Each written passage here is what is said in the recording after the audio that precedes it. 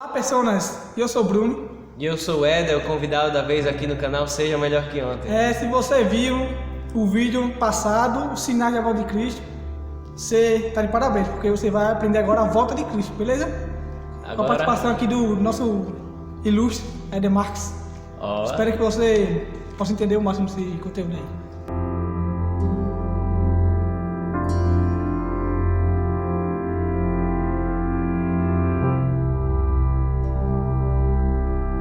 Agora é a nossa continuação das lições que estamos tendo no decorrer desses dias. E o tema de hoje é a lição 7, Ouvindo a Voz de Deus, que é uma coisa incomum, né, de acontecer hoje em dia, porque o pecado está cada vez nos afastando mais de Deus e ouvir a voz dele ficou cada vez mais difícil, mas não impossível. Depende da nossa comunhão. Lembre-se de que Deus ele nos chamou para viver uma vida de cruz, conectados verticalmente entre o céu e a terra e horizontalmente entre nós e os nossos irmãos. E para dar início, vou fazer uma breve oração aqui, beleza? Oremos. Senhor Deus, eterno Pai, obrigado por mais uma oportunidade, Senhor, de poder passar a Tua palavra, Senhor, para que muitos venham conhecer a Teu respeito. Nos abençoe nesse estudo, nos ilumina, Pai, para que venha ser falado conforme a Tua vontade, Senhor. Escuta e peço, te agradeço. Em nome de Jesus, amém. Amém. Para dar início, eu quero resumir o básico. Ok. A lição 7 é a volta de Cristo. Uma coisa bem sugestiva e ao mesmo tempo bem duvidosa. Porque tem muita gente que tem dúvidas sobre a vinda de Cristo. E eu acredito que eu já tive, você também teve, não foi, Bruninho? Ela pensa assim, cara. A diferença entre nós dois é porque eu sou adventista de berço. O Bruninho, ele conheceu quando tinha quantos anos? Eu falei 16. A nossa fé é a mesma, o nosso nível de conhecimento é o mesmo. E acredito que todo mundo, até você que está nos assistindo, caiu nesse vídeo, não foi por engano, não foi por um acaso. E nem de paraquedas. É porque você tem curiosidade de saber sobre a volta de Jesus, sobre a vinda do Messias, do Cristo. E desde que os nossos primeiros pais pecaram, Adão e Eva, eles foram expulsos do paraíso, em uma lição que eu acredito que já passou aí para vocês, não foi? Com certeza. Quando Satanás, em forma de serpente, ele foi falar com Adão e Eva, tentando convencê-los de que poderiam ser iguais a Deus. Houve uma expulsão, certamente morrerás. Não foi morrer ali na hora. Não, Deus é misericordioso. E ele disse, vocês vão passar a morrer agora, ou de velhice, ou de causas, isso. Com o tempo. E desde o dia em que Adão e Eva pecaram, os filhos de Deus que aguardam na promessa de que um dia Jesus irá voltar, ficam se perguntando quando é que ele vai voltar e como é que vai se dar os fatos para que ele volte, para que ele venha até aqui. E ele não disse o dia nem a hora, desde já a gente vai adiantar isso, ele não disse nem o dia nem a hora, mas ele deixou pistas que a gente vai seguir. De acordo com essas pistas dá pra gente ter mais ou menos a noção de quando é que ele vai voltar, mas não se sabe nem o dia nem a hora ao certo. Sim, mas esses sinais estão mais explícitos no estudo anterior, os sinais, beleza? Agora a gente vai tratar mais da volta em si, como é que ele vai voltar, como vai ser e tudo. Então, profetas, apóstolos e cristãos de todos os tempos têm anunciado esse dia, alicerçados na garantia dada pelo próprio Cristo. Ele garantiu que um dia iria voltar. Assim, seu retorno à terra é a bendita esperança que conforta o coração dos seus seguidores, nós, os seguidores de Cristo. Quando estes se deparam com o sofrimento, a dor, o choro e até a morte, ao longo da jornada da terra, a gente tem a esperança de que um dia a sombra do mal passará, a noite irá se transformar em dia, uma nova alvorada irá raiar, marcando o início de um novo tempo para os filhos de Deus, um novo tempo de vida eterna. E para parar de enrolação, vamos dar primeiro início à primeira pergunta, né? Qual é a maior promessa que Jesus nos fez? Eita. Que está lá em João 14, do 1 ao 3. O Ademar vai abrir aqui rapidinho. Simples, está aberto, né? Quer dizer. Então, qual a maior promessa que Jesus nos fez? João 14, de 1 ao 3, diz o seguinte: Não se turbe o vosso coração. Credes em Deus, crede também em mim. Na casa do meu Pai há muitas moradas. Se assim não fora, eu não vos teria dito, pois eu vou preparar lugar. E quando eu for e preparar lugar, eu voltarei e irei os receber para mim, que onde eu estou, estejais vós também. A maior promessa que Jesus fez para a gente foi que a gente não... Quando ele disse, não se turbe o vosso coração, em outras palavras foi, não fique triste. Credes em Deus e credes também em mim. Na casa do meu Pai, lá no céu, há muitas moradas. E ele prometeu que ia voltar aos céus, iria ressuscitar e iria para os céus. Quando ele chegasse lá, ele ia preparar o lugar e que um dia ele irá voltar, para que onde ele esteja, a gente esteja também. A maior prova de um amor que o pai tem para o seu filho é querer ter o filho perto. É preparar a casa para que quando o nascimento do filho aconteça, o filho esteja perto dele. Nós somos recém-nascidos eternamente. E Deus, ele nos trata como crianças. E criança sempre quer estar perto do pai. E o pai sempre quer estar perto do filho. É ou não é? É isso aí, muitas palavras. Então foi essa a promessa que Deus fez pra gente, né? E é nisso que eu acredito. Agora faço a segunda pergunta aí. Rapaz, tem gente que... Quem aqui já assistiu o filme 2012 e sabe do que eu tô falando, velho. Podemos marcar uma data para a segunda vinda de Cristo? Alguém aqui sabe dizer o dia exato em que Cristo irá voltar, a data, a hora?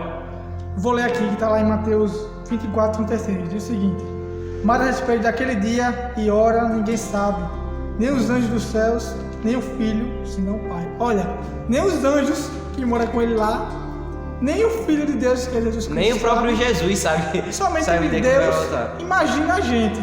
É porque a gente tem mania de colocar aqui, a gente tem a expressão colocar o carro na frente dos bois.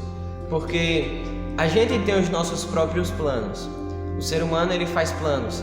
Só que a gente tem que ter o conhecimento de que o que acontece são os planos de Deus em nossa vida. O nosso tempo pode ser um, mas o tempo de Deus é outro. E ele não erra. A gente ou está apressado demais ou está atrasado demais. Mas o que tem de acontecer, vai acontecer no tempo de Deus, ok? Bom, como a gente não sabe o tempo, nem a hora, nem dia, nem nada, mas assim, vamos saber como ele virá, beleza? Isso, ele não disse o dia que viria, mas o próprio Pai falou para Jesus alguns sinais. E lá em Mateus 24... Você abre aí em Apocalipse, em Atos, eu abro aí. Abre em Mateus 24 e eu vou abrir em Apocalipse 1:7. Estudo bíblico é assim, viu, minha gente? Um ajudando o outro para os dois chegar no consenso que a própria Bíblia preparou para nós. Pronto, Mateus 24, 30 e 31 diz assim: então aparecerá no céu o sinal do Filho do Homem. Todos os povos da terra se lamentarão e verão o Filho do Homem vindo sobre as nuvens do céu, com poder e muita glória. E ele enviará os seus anjos com grande clangor de trombetas, os quais reunirão os seus escolhidos dos quatro ventos e uma a outra extremidade dos céus. Apocalipse 1:7, ele fala o seguinte. Ele fala e eu me perdi aqui. Tá. Apocalipse 1:7, ele fala o seguinte: eis que vem com as nuvens e todo olho verá, até quantos os transpassaram. Eis que vem com as nuvens e todo olho verá. Tem muita gente que acredita no arrebatamento. Peraí.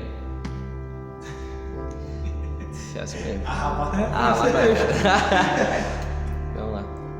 Apocalipse 1, versículo 7 diz o seguinte: eis que vem com as nuvens e todo olho verá, até os que já passaram. Ou seja, eis que vem com as nuvens e todo olho verá é muito diferente do que as pessoas acreditam no arrebatamento secreto. Você já ouviu falar, Danilo? O arrebatamento secreto é assim: existem cristãos e pessoas que acreditam que quando Jesus voltar, vai acontecer um arrebatamento. Eu vou estar aqui, eu sou pecador, vou continuar na terra. Mas o Bruninho, ele se arrependeu dos pecados e ele vai sumir do nada. E a Bíblia, ela deixa muito claro em Apocalipse 1, versículo 7, de que não vai ser assim. Quando Jesus vier, realmente vai acontecer um arrebatamento. Mas nesse arrebatamento, será, aqui está dizendo que todo olho verá. Ou seja, ninguém vai dizer que não viu, não vai ser nada secreto, muito pelo contrário, vai ser uma coisa que todo olho verá, mesmo até os que já passaram. Aí nos leva a perceber que haverão duas ressurreições e todo mundo irá ressuscitar para ver Cristo voltando e levando os seus para o céu. Todo olho verá. Se alguém diz para você que o arrebatamento será secreto, não acredite nisso. Essa pessoa não está pregando o que a Bíblia está dizendo. A Bíblia é muito clara em dizer: eis que ele vem com as nuvens e todo olho o verá. A pergunta de número 4 diz o seguinte: O que... Eita, o que... A pergunta de número 4, ela é polêmica. Vamos ler ela aqui. O que ocorrerá com os mortos e vivos fiéis na segunda vinda de Cristo? Se você já morreu ou se você está vivo, quando Jesus voltar, o que é que vai acontecer com você? Você que está nos acompanhando, está lá em 1 Tessalonicenses 4, versículo 16, eu já abri aqui. 1 Tessalonicenses 4, versículo 16, diz o seguinte: Porquanto o Senhor mesmo, dada a sua palavra de ordem, ouvida a voz do arcanjo e ressoada a trombeta de Deus, descerá dos céus, e os mortos em Cristo, os que morreram e foram fiéis até a morte, ressuscitarão primeiro. 17. Depois, nós, os vivos, os que ficarmos, seremos arrebatados, e todo olho vai ver esse arrebatamento, arrebatados juntamente com eles, entre as nuvens, para o encontro do Senhor nos ares, e assim estaremos para sempre com o Senhor. O arrebatamento vai ser o seguinte: todo olho vai ver, estou repetindo isso, e Jesus, ele virá com as nuvens, e ele irá parar no ar. Os que morreram e foram fiéis até a morte irão ressuscitar. Quando eles ressuscitarem, nós que estaremos vivos vamos ver aquilo, e Cristo vai dizer: venham até a mim. E nós vamos subir até os ares, subir as nuvens até o encontro dele. E naquele momento, Bruninho, o que é que vai acontecer? Vamos continuar em 1 Coríntios 15, 51, 54. 51, 54 diz assim: E eis que vos digo um mistério: nem todos dormiremos, mas transformados seremos todos. No momento, no abrir e fechar de olhos, ao ressoar da última trombeta. A trombeta soará, os mortos surgirão incorruptíveis, e nós seremos transformados. Porque é necessário que este corpo corruptível se revista de incorruptibilidade, que o corpo mortal se revista de imortalidade. E quando este corpo corruptível se reveste de incorruptibilidade, e o que é mortal se reveste de imortalidade, então se cumprirá a palavra que está escrita: tragada foi a morte pela vitória. Então, o que ocorrerá com os mortos e vivos fiéis na segunda vinda de Cristo é simples. Em resumo, os mortos que foram fiéis, eles ressuscitarão, serão transformados e levados aos céus. Os vivos também serão transformados e transladados. Seremos moldados por Deus e iremos subir aos céus para fazer parte do milênio.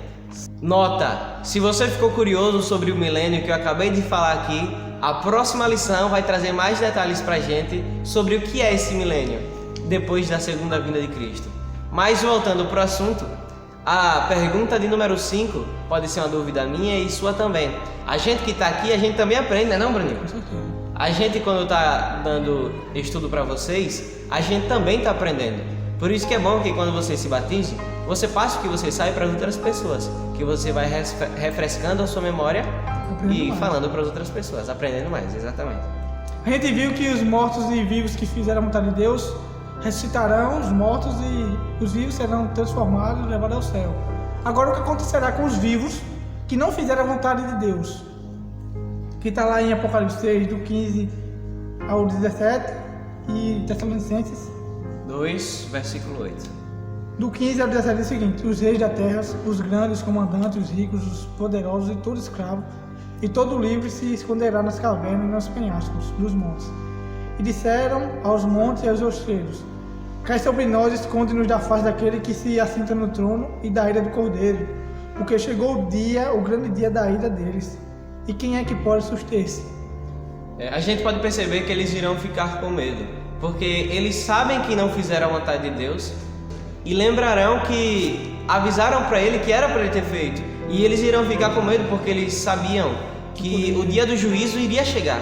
E esse dia chegou e infelizmente eu luto todos os dias para não estar nesse lugar também, mas as pessoas que não amaram a Deus antes irão ressuscitar na segunda ressurreição. Quando isso acontecer, eles vão ter a consciência de que fizeram o que era mal para Deus e para nós, humanos também. E aí eles irão se esconder porque eles saberão que o dia do juízo estará mais perto do que nunca.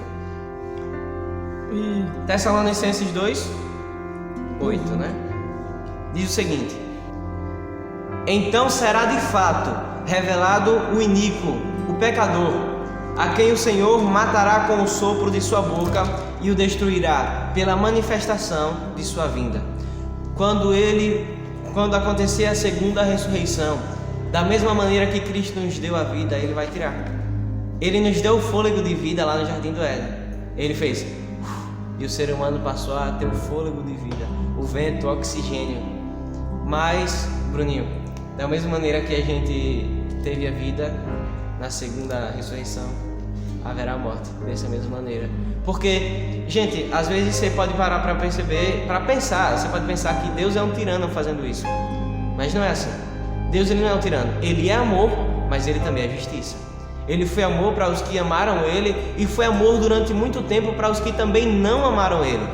Mas vai chegar um dia e Ele prometeu que no céu não vai haver dor, não vai haver ladrão, não vai haver pessoas que fazem maldade. E para que isso aconteça, as pessoas que lutaram para não fazer esse tipo de coisa vão aos céus. As que fizeram e não deixaram para trás os seus erros, elas não poderão ir. Elas vão ter que ficar.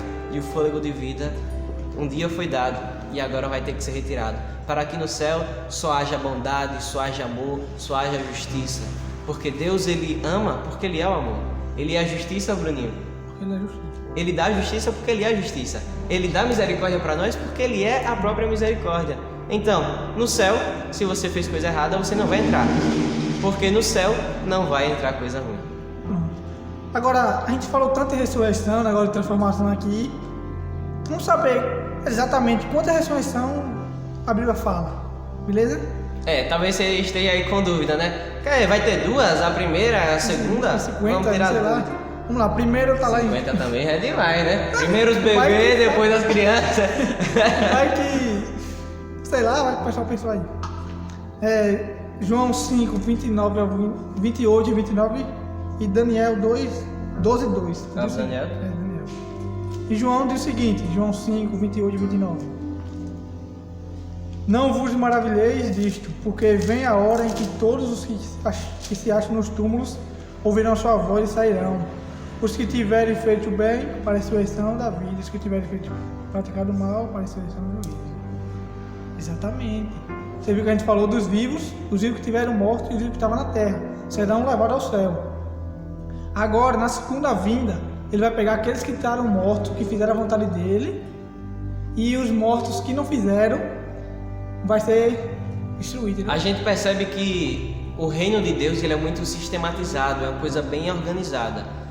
Primeiro, irão ressuscitar os mortos que foram fiéis até a morte, e eles irão ressuscitar primeiro e irão ao céu. E depois, na segunda ressurreição, serão os ímpios. O que são os ímpios, Éder? Os ímpios são os pecadores, os que não fizeram a vontade de Deus. E eles irão ressuscitar para aí então o dia do juízo deles chegarem. E eles serão julgados assim como nós por tudo que a gente fez pela fé deles. E a partir desse momento é que a gente pode separar. Primeiro irão ressuscitar, e eu quero estar nessa ressurreição, os salvos. Segundo, os que não fizeram a vontade. Os que não fizeram a vontade de Deus. Lá em Daniel 12, versículo 2, né? 2 diz o seguinte. Muitos dos que dormem no pó ressuscitarão, uns para a vida eterna e outros para a vergonha e horror eterno. Ou seja, muitas pessoas que morreram irão ressuscitar. A diferença é que umas ressuscitarão na primeira, porque foram salvos, outras na segunda, porque infelizmente negaram a salvação de Deus. Lembrando que a salvação é individual. O pastor da sua igreja não pode salvar você. E pare de pensar que se você se batizou uma vez, você para sempre está salvo. Não é assim que acontece, meu amigo. Não é assim que acontece. O nosso batismo ele tem que ser diário. O nosso perdão, a nossa salvação é uma coisa diária. Todos os dias você tem que pedir perdão, porque todos os dias você peca. Todos os dias você tem que renovar a sua conexão com Deus. Tudo se baseia em comunhão. Se você estiver conectado com Deus todos os dias você pode ser salvo. A nossa salvação tem que ser algo diário, algo que você todos os dias tem que correr atrás, porque todos os dias é uma nova chance, não é? Com certeza.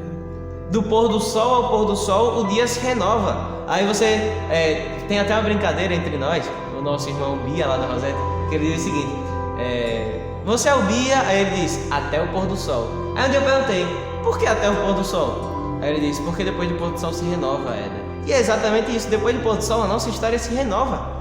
Depois do pôr do sol, você vai ter que pedir perdão de novo, porque nós somos pecadores. Mas não por tortura que a gente tem que fazer isso, e sim pela graça, que nós seremos salvos pela graça e pela fé, ok?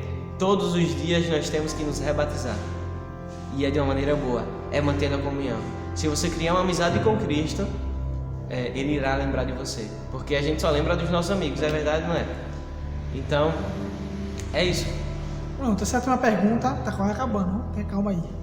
Sétima pergunta, a gente falou de duas ressurreições, uma da vida e outra da morte, mas quanto tempo vai levar de uma para a outra? Vamos ver lá em Apocalipse 20, versículo 6, que diz o seguinte: bem-aventurado e santo é aquele que tem parte na primeira ressurreição. Sobre esses, a segunda morte não tem autoridade, pelo contrário, serão sacerdotes de Deus e de Cristo, e reinarão com ele os mil anos. A gente pode perceber que no início do verso ele diz o seguinte: bem-aventurado de quê? Bem-aventurado e santo é aquele que tem parte na primeira ressurreição. Bem-aventurado e santo é aquele que tem parte na primeira ressurreição. Entendeu agora porque eu e o Bruninho, e eu acredito que você também, que já entendeu o conceito disso, quer tanto estar na primeira ressurreição? Porque o próprio Cristo, ele disse: bem-aventurados serão vocês, porque vocês tiveram parte comigo na primeira ressurreição e viverão conosco os 1000 anos. Aí você pensa: Éder, Bruninho, a gente vai viver 1000 anos no céu? Vige como vai ser chato você viver 1000 anos. Mas gente, a gente vai ser eterno, a gente não vai morrer mais. E o tempo não vai significar nada. O tempo não vai ser nada, porque imagine, Albert Einstein, ele costumava dizer que o tempo não é nada mais nada menos do que uma ilusão criada pelo homem para ele poder se basear quando vai ser o dia, quando vai ser a noite, como é que vão se passar os dias. E é verdade, quando você se torna eterno, você não vai se importar mais com o tempo, porque o tempo não vai mais existir para você. Serão 1000 anos que vão passar assim, nós acreditamos em Ellen White. Não que a nossa religião seja uma seita tirada de Ellen White, não. Ellen White foi uma mulher que nós acreditamos que foi usada por Deus, e ela deixa bem claro isso, as suas obras, os seus feitos, pelos seus frutos os conhecereis. Ela deixa bem claro que foi usada por Deus, e ela diz que nesse milênio a gente irá ver o filme de nossas vidas, o momento em que você se arrependeu, vai ver a sua queda, mas como foi que você deu a volta por cima para se transformar um salvo, o momento do seu arrependimento, enfim. Tá tudo gravado. E a gente vai visitar outros planetas também. Para você que pensa que não existe vida lá em Marte, em Urano, em Saturno, em Netuno, existe sim em Júpiter. São Adões e Evas que não pecaram, que resistiram à tentação. A parábola das 100 ovelhas, tem teólogos que acreditam que foi o seguinte: as 100 ovelhas, não que seja o número exato, mas simboliza 100 planetas, e um se perdeu. Esse que se perdeu foi a Terra. Foram Adões e Evas que não pecaram, e o nosso pecado não nos permite ver esses outros Adões e Evas, mas eles existem, e eles estão aqui torcendo por nós. E a gente irá conhecer outras galáxias, outros planetas, porque a gente sabe que o universo ele sempre está em constante expansão. E imagine, velho, você conhecer outros planetas, outros mundos, imagine. Eu gosto muito de ciência, de ficção científica, de espaço, né? De espaço, de tempo. Eu sou muito curioso para isso. E sério, imagine só você conhecer o laboratório de Deus em toda a sua soberania desse jeito. Não, é muito massa, liguei. E lembrando, no céu, o leão ele não vai ser feroz, o dinossauro ele não vai ser feroz. E eu quero pegar nele, andar nele, né? Mas se andar de dinossauro vai ser massa. Agora nós vamos para a pergunta de número 8, que ela diz o seguinte: qual será o cântico dos salvos naquele grandioso dia? O cântico dos salvos? Como assim? Vamos saber? A Bíblia. Se você tiver a coragem de perguntar, a Bíblia vai ter a coragem de te responder. Lá em Isaías 25, versículo 9, ela diz o seguinte: 25, versículo 9: Naquele dia se dirá: Eis que este é o nosso Deus, em quem esperávamos, e Ele nos salvará.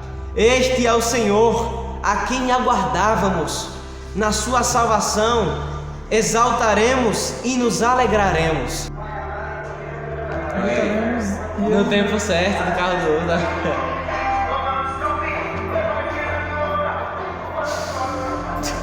Então, o nosso cântico, a gente, através de Isaías 25, versículo 9, a gente pode perceber que vai ser um cântico de alegria. Porque esse é o nosso Senhor, a quem tanto aguardamos, Ele que nos dará a salvação. Então, a gente percebe que vai ser um cântico de alegria, você vai ficar feliz. Muitas pessoas, e eu vou chorar, eu tenho certeza. Se eu estiver lá, eu vou chorar, e eu luto todos os dias para que isso aconteça. E diga aí, vai ser um cântico de alegria. E o versículo que apareceu aí na tela e que eu li vai ser de alegria, vai ser de vitória. Você vai ficar feliz porque uma coisa que você lutou tanto e finalmente vai valer a pena. Se tá fácil, desconfie.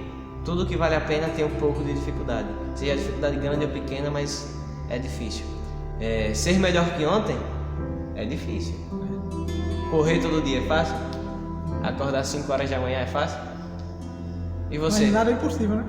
Você passar pelo que você está passando é fácil? Você passar por essa depressão que você está sentindo é fácil? Não é. Mas se está difícil, lembre-se, vale a pena e você vai dar a volta por cima. O seu problema com seus pais pode ser resolvido, está certo? Não importa o que seja, existe um Deus maior que o seu problema. Sonhe alto, sonhe grande. Não espere coisas pequenas para um Deus que é do tamanho do universo inteiro, ok? Vamos lá, pergunta 9. Já dando um engajamento no que ele falou aqui, que convite ele nos faz hoje? Qual é o convite que ele faz a gente hoje? Ele está lá em Mateus 11, do 28 ao 29. Eu vou ler aqui rapidinho. Diz assim: Vinde a mim, todos que estáis cansados e sobrecarregados, e eu vos aliviarei. Tomai sobre vós o meu jugo e aprendei de mim, porque eu sou manso e humilde de coração, e achareis descanso para a vossa alma. Vinde a mim, é isso que ele diz. Vinde. Não deixe para depois, vinde. Só isso.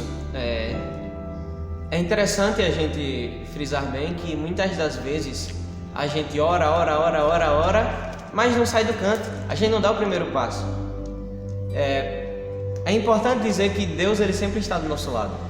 Seja qualquer situação que você esteja passando, Ele está do seu lado. Basta você dar o primeiro passo.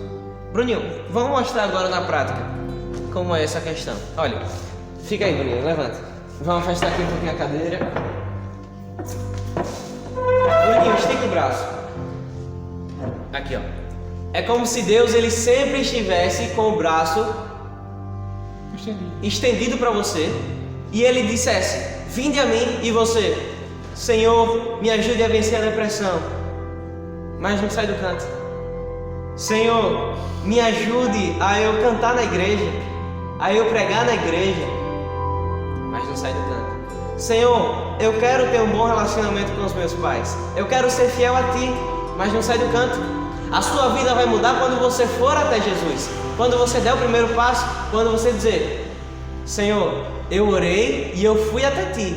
Por isso que agora vamos juntos. E Deus, ele vai te abençoar. Basta você, tomar atitude. E ficar com Deus. E ficar com Deus. A pergunta de número 10 é: qual será o resultado da rejeição ao convite de Jesus? A gente sabe que todos os dias Cristo, ele nos convida para fazer parte dele. E a gente ensinou. Ele diz: vinde a mim. Basta você dar o primeiro passo. Mas e se você negar?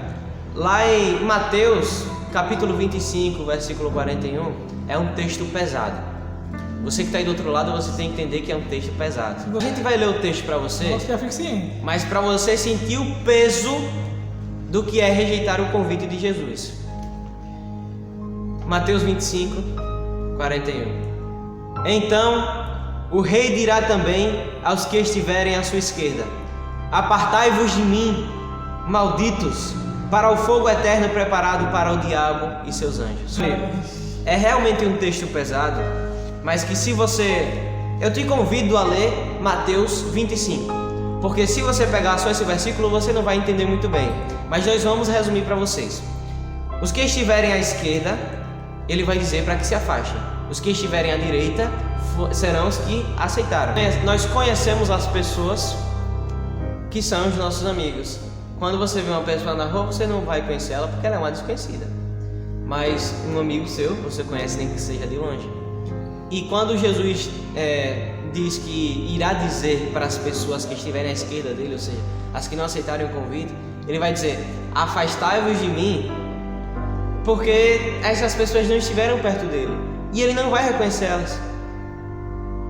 Se você for amigo de Deus, ele vai te reconhecer, mas como você negou o convite, ele não conheceu você o suficiente para dizer: venha para minha casa. Você não vai deixar um estranho entrar na sua casa. Eu não vou deixar, você vai? Porque eu não conheço. Mas o amigo, você disse: venha, pode entrar. Às vezes ele até pede água, você diz: tá aí você é meu amigo, tá com vergonha de abrir minha geladeira para pegar água. Não vá não, né? Vá não, fica aí esperando que eu vá. Então, Deus ele vai afastar as pessoas que negarem o convite, as pessoas que não fizerem o bem. Lembre-se, nós não seremos salvos pelas nossas obras, seremos salvos pela fé, mas a fé sem obras, ela é morta. Você tem que fazer e crer, principalmente crer. Seja amigo que ele vai te agregar, aceite o convite que ele vai aceitar você de todo o coração. Agora, se você negar o convite, ele não vai te conhecer e ele vai dizer: um estranho querendo entrar na minha casa, afastai-vos de mim. É pesado, mas eu te convido. Leia Mateus 25. E essa é, acabou mais um vídeo. Eu sei que ficou um pouquinho longo, não sei quantos minutos, acho que foi uns 30 e pouco. Eu sei que ficou longo, mas espero que você tenha entendido o máximo desse estudo, pois é complexo, a volta de Cristo. Tem vários assuntos que englobam várias coisas.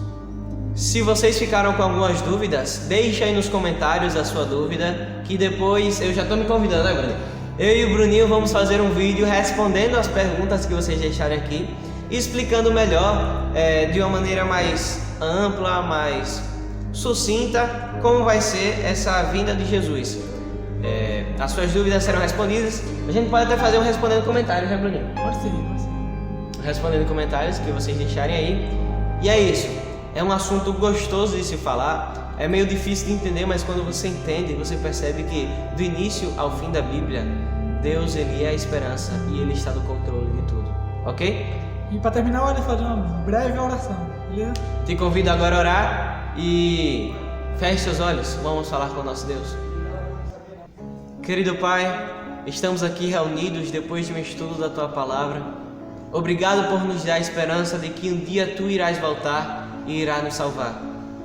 Ó Deus, esteja conosco para que a gente resista às tentações, ó Pai, e perdoe as nossas falhas, que a partir deste momento a gente ganhe um novo livro da vida para reescrever as nossas histórias e que o Teu nome esteja em todas as páginas.